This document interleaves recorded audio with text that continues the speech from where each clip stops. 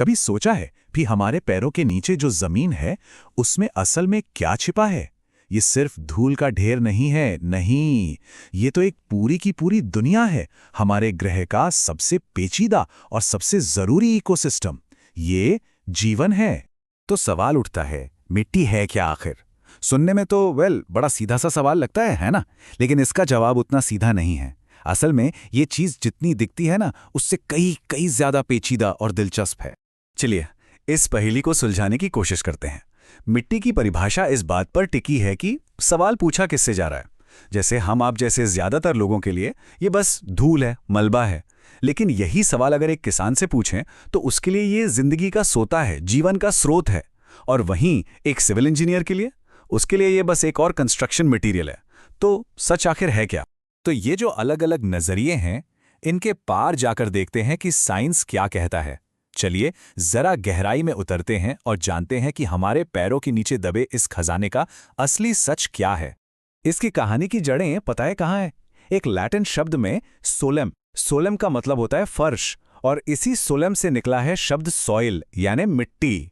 तो सोचिए, इसका नाम ही हमें बता रहा है कि मिट्टी हमारे जीवन की हर एक चीज की बुनियाद है, नींव है। और हमारी ये समझ कोई एक दिन में नहीं बनी, ये समय के साथ बदली है, विकसित हुई है। देखिए 1892 में विटनी नाम के एक साइंटिस्ट सोचते थे कि मिट्टी बस पौधों के लिए एक न्यूट्रिएंट बिन है, मतलब पोषक तत्वों का डिब्बा। लेकिन फिर कुछ ही साल बाद डॉकुचेव जैसे विचारकों ने कहा नहीं, ये इससे ज्यादा है। उन्होंने इसे एक आजाद प्राकृतिक चीज के तौर पर देखा। और फिर 1970s तक आते आते हमारी समझ और भी गहरी हो गई। तब हमने माना कि ये तो एक बहुत ही कॉम्प्लेक्स सिस्टम है जो जेनेटिक्स और एनवायरनमेंट दोनों से मिलकर बनता है। अब साइंस जब मिट्टी को देखता है तो वो इसे दो अलग अलग लेंस से देखता है, और ये दोनों ही नजरिए मिट्टी की पूरी कहानी को समझने के लिए बहुत जरूरी हैं। तो एक तरफ है पीडालोजी, ये मिट्टी को बस मिट्टी के लिए पढ़ती है, मतलब ये कैसे बनी, इसकी किस्में क्या हैं, इसका स्वभाव क्या है, ये सब। और दूसरी तरफ है एडाफोलॉजी, इसका फोकस इस बात पर है कि मिट्टी पौधों पर क्या असर डालती है। इसको ऐसे भी समझ सकते हैं, पीडोलॉजी है मिट्टी का क्यों और क्या, और एडाफोलॉजी है मिट्टी का कैसे और किस लिए, खासकर पौधों के लिए। तो चलिए अब जरा मिट्टी की रेसिपी देखते हैं, इसके इंग्रेडिएंट्स क्या हैं, आखिर ये बनी किन चीजों से है। तो सवाल फिर वही है, अगर एक मुट्ठी मिट्टी उठाई जाए तो उसके अंदर असल में है क्या? इसका जवाब सच में चौंकाने वाला है। देखिए, एक मुट्ठी मिट्टी में करीब 45% तो मिनरल्स हैं और 5% ऑर्गेनिक मैटर। लेकिन सबसे हैरान करने वाली बात तो यह है कि बाकी का आधा हिस्सा, मतलब पूरे का पूरा 50%, वो तो बस खाली जगह है। जी हां, खाली जगह जो पानी और हवा से भरी होती है। मतलब मिट्टी वैसी ठोस है ही नहीं जैसा हम सोचते हैं। और एक बात और याद रखनी होगी, मिट्टी सिर्फ सतह नहीं है, सिर्फ जमीन की ऊपरी परत नहीं।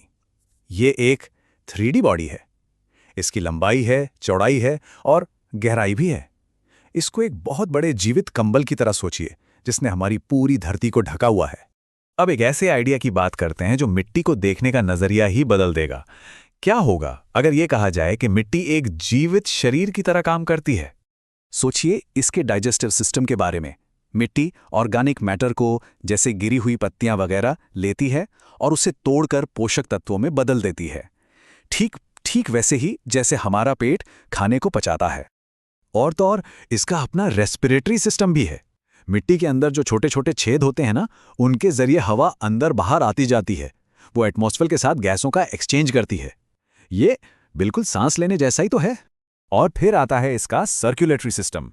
पानी मिट्टी में ठीक वैसे ही बहता है जैसे हमारी नसों में खून, और ये पानी अपने साथ पौधों की जड़ों तक जिंदगी देने वाले न्यूट्रिएंट्स पहुंचाता है।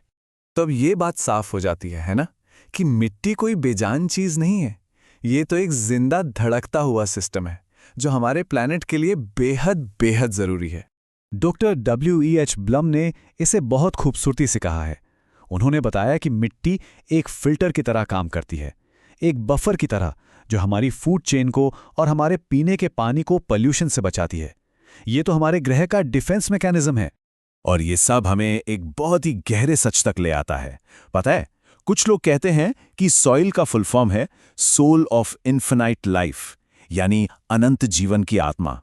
ये सिर्फ एक शब्द नहीं है, ये तो धरती पर जीवन का सार है, एसेंस है। तो ये पूरी बातचीत हमें एक बहुत बड़े सवाल पर लाकर छोड़ देती है।